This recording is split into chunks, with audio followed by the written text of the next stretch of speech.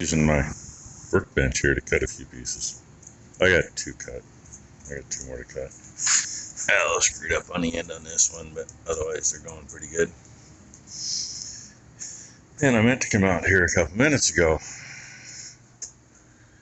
because I looked out before I started cutting, and it was just, where's my hand?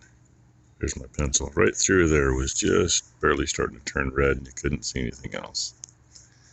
Yeah, I guess that's what I get for measuring two and cutting two. Well, actually, I already had one marked out, so I measured one and cut two. And I can see the sprinkler now. It's about on track. It'd be in about the same time I set it up, so.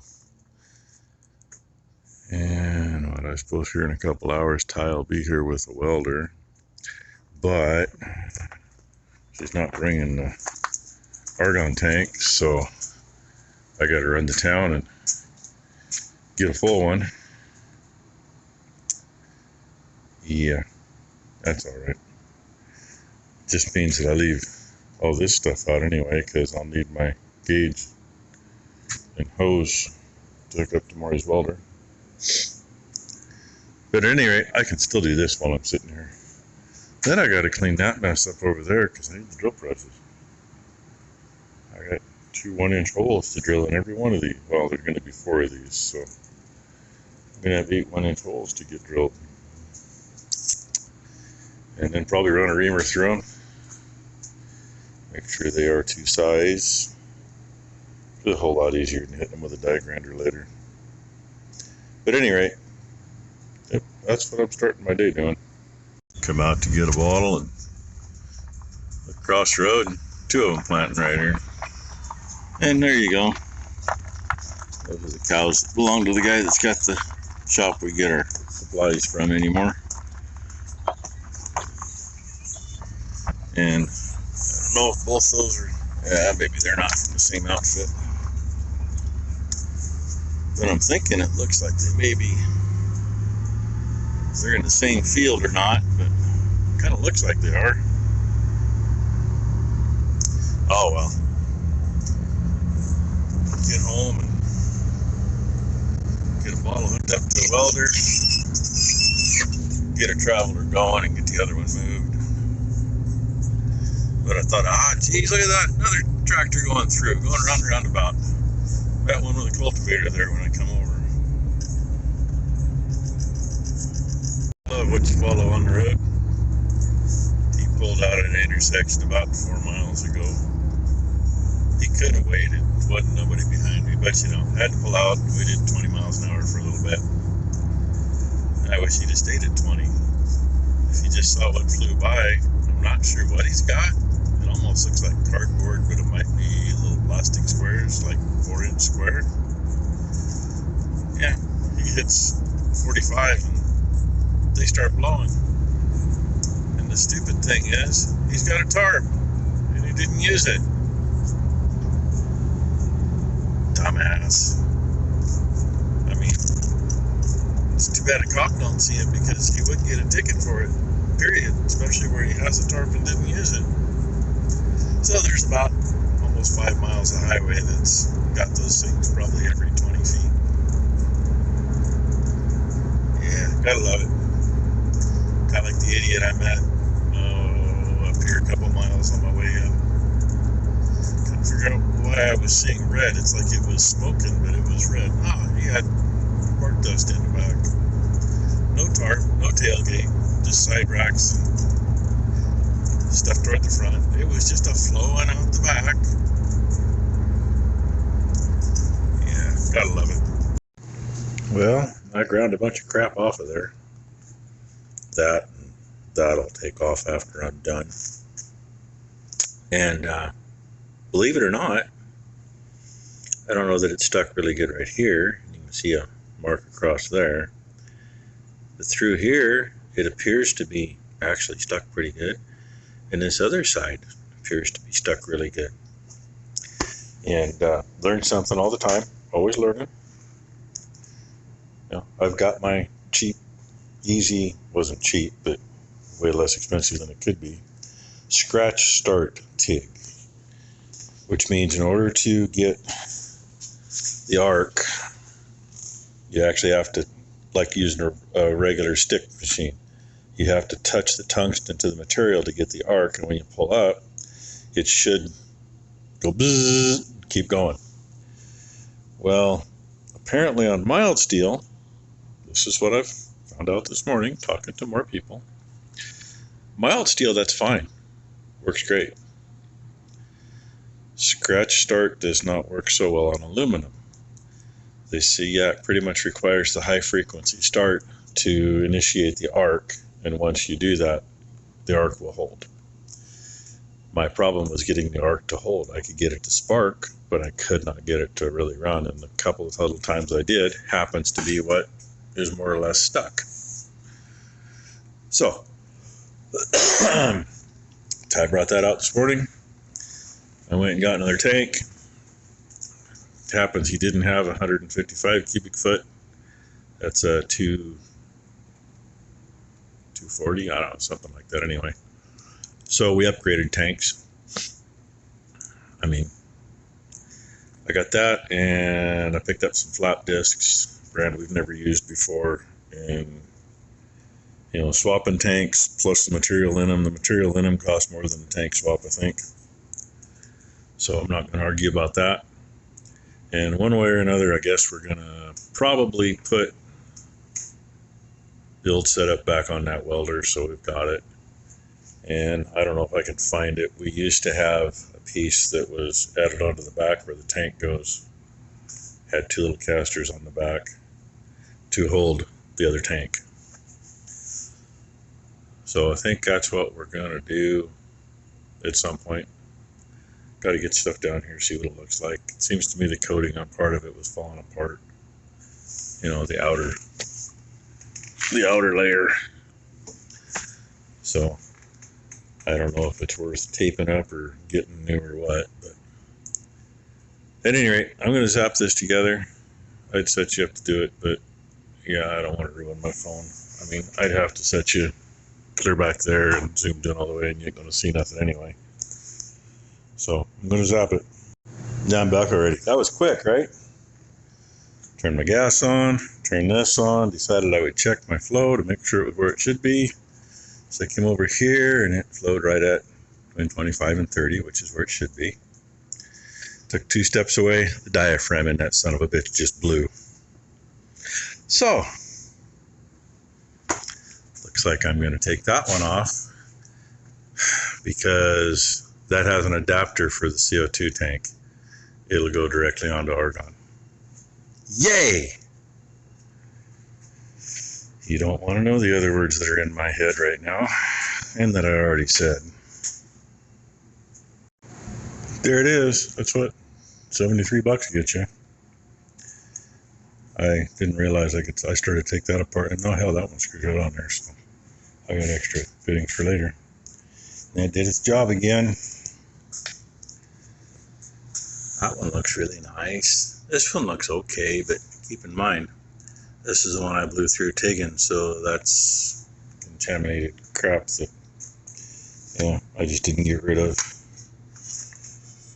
And flip this over without dropping it and breaking it. Here's the ugly side. There you go. Focus. Yeah. This not only went over what I tried to TIG, but also some of that Hobo Freight aluminum solder stuff that was on there from before. And that, yeah, it's there. It ain't going nowhere. Let it cool off, put the plastic back on it, go take it down. Use the dikes to cut what was sticking off, so I'm going to take the grinder to that and smooth that up so nobody slices their hand on it. And I think we might just start hooking this thing back with a bungee. That way, if it does tip over, it ain't going to do that again. And while we were at Hobo Freight, y'all know I got a little dent in my pickup. We're going to see if these will help get part of that out. It's like $5 a piece. I figured 2 of them is probably what it'd take. Could have got the ones made out of pot metal instead of plastic. They were twice the money in pot metal. And it's free gift all this weekend if you go in. So that's what Thailand grabbed. They're chintzy. Actually, the mechanisms are good. It's the strap that ain't so good, because I've had some of them. But that's what we got. So now that can go back in Ty's car and go home. I got to figure out where to put that, because it ain't going to fit over there where we had the other one. That's life. Really, either mount it to the wall over here, or say, put a deal back on the back of this again. We'll see. Except this thing gets rolled outside once in a while. And tell you what, when we had that other tank piggybacked on there, that was a bitch. So anyway, I'll figure something out. But I'm gonna take the regulator and hose and put them away in that box over there with the TIG stuff. And by then, that ought to be cool enough to play with. Well, there it is. That's its first swing. Make sure it shifts right. It should. I'm, 99.9% sure I got it back in the right spot. Not like there's a lot of choice. The only thing might be the angle, but the flapper's a flappering, so tells me I must have done something right, eh? And no, I ain't gonna let it run very long. Just long enough to make sure it's working like it should. So friggin' late in the day now that, I'd be out here at 10 o'clock catching it before it goes down into the old creek bed. And once it goes through there, I can't pull it back out. And we still want to make 2 passes with it. Yeah, looks to me like it's working like it should. So, hey, one thing done. And it's warm enough. I really don't want to go in and start grinding on stuff, but not like I got a lot of choice. I got to go do that yet. But that looks good. And it might be moving a little better. And I put there's springs and then the bolts, springs underneath that headpiece that I had off. And then the 4 cap screws that hold it on. And we had that well lubed in there before with anti-seize. It gets crusty after a while, so I hit it with some fluid film on the springs when I put it back together. Just loosen that stuff up, let it work a little better again. But like I said, it's working. That project's done.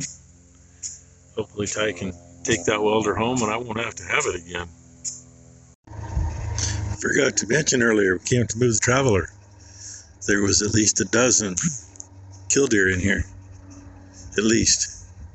There's one at the end of the second joint of pipe right now. I don't know if you can see it or not. Pecking around there. Looks like there's a few more past it.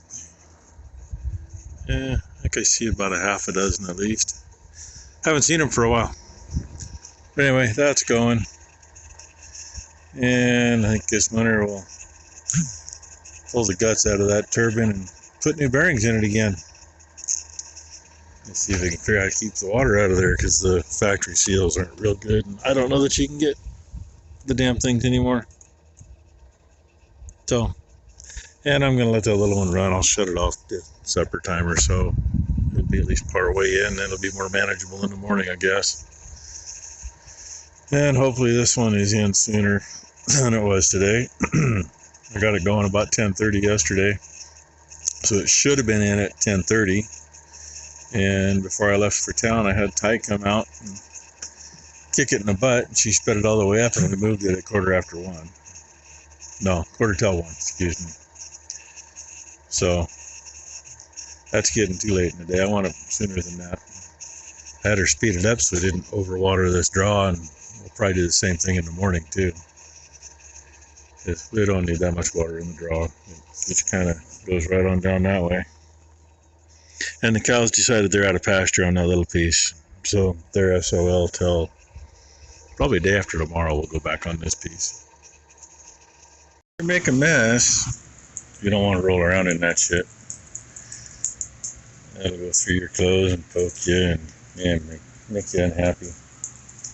So I got everything ground. Those are the plates to adapt. These are doing just what I thought. If you notice, it doesn't quite fit there. It should be okay here. I'm just thinking how I'm going to weld these on. And what I might do is see what I got for a piece of angle iron or tubing about that long and clamp them to it or weld them to it to hold them where they belong. And I can get a good weld here and there and take it out and see what I got. I mean, it's either that or I split this and shrink it. I'm not going to do that. That's too much BS. And these will end up about flush. Well, in this one it has to be flush because everything's right against it. This other side could be out a little bit if it needs to be, but it shouldn't. Well, maybe a little. As long as they all line up and they all work, that's what counts. And I think where we're setting is where we need to be. I don't think it's going to be an issue out here. I hope not, because I did too much measuring before. But I'm going to end up pulling these back out of here to weld that. And then hopefully it'll go back in there easy. If not, I take it apart here. That's no big deal. And one thing I haven't checked yet, I think, hey, look at that. I don't have to trim that off. That's going to work out okay. It's kind of what I was figuring anyway. So I'm good with that. If I find out later I gotta trim it, I gotta trim it. But I just released that, put pressure on it, go figure. These have got to get welded in, and if you notice there's a little difference in angle. And I don't know if I want to leave a gap, just fill this with weld and keep the other end tight so that it actually fits this angle, or just pull it out a little bit and weld it up. Fan base is making noise again. It does that. Because I don't know if this is the same as every other one in the world or not. I mean, they're supposed to be. Even these things are supposed to be. But without that in there, I mean, as soon as you push down, the only thing holding this latched is spring tension. As soon as you push down, it comes partially undone at the top. We don't want that. And like I said it before, everybody that bought these things said they had to, not only switch handles from one side to the other, but had to put a shim in here. One guy said they put 5/8 in. Well, yeah, if you only do the outer bit, but I'd rather have it all the way in there and, get full use of that surface area. If it ends up being too tight on something later, well, it's not that big of a deal to grind some off the, if I go to hook it to something else and it wedges, grind a little off the heel in there and all should be good, I hope. But anyway, I got all my grinding done. New flap disc, new to us. Never used this brand. This is the brand that, there we go, that's what it is. That's the brand the shop uses where we get our gas. It's 40 grit. And I'm going to say it did pretty decent with the amount of grinding I did. That looks better than the Hobo Freight one I just took off and threw in the garbage before I started. I mean, there's a plus there, right? Because I did, six pieces of 3/8 by 4 on both edges. I did 12.5 inches, so there's another over 4 feet of 3/8 there, and I knocked the paint off where I got a weld. So, but I think it's the end of the video. So thanks for watching, everybody. I think I'm going to blow a layer off and go in and call it a day. It's been a day. So, hope you all had a great Friday. Hope everybody has a great weekend. And maybe If tomorrow goes somewhat decently, maybe tomorrow this thing will be on the skid steer. See what's going to work. I still got to take these off. I know they're going to be an issue. I mean, I don't want to tear this up. Get that out of the way. Do something better there later. It's no big deal to bring it in here and set it on the sawhorses and do it. And unless I get a wild hair and do it tomorrow. I don't know. We'll see. Still got too many other things to do.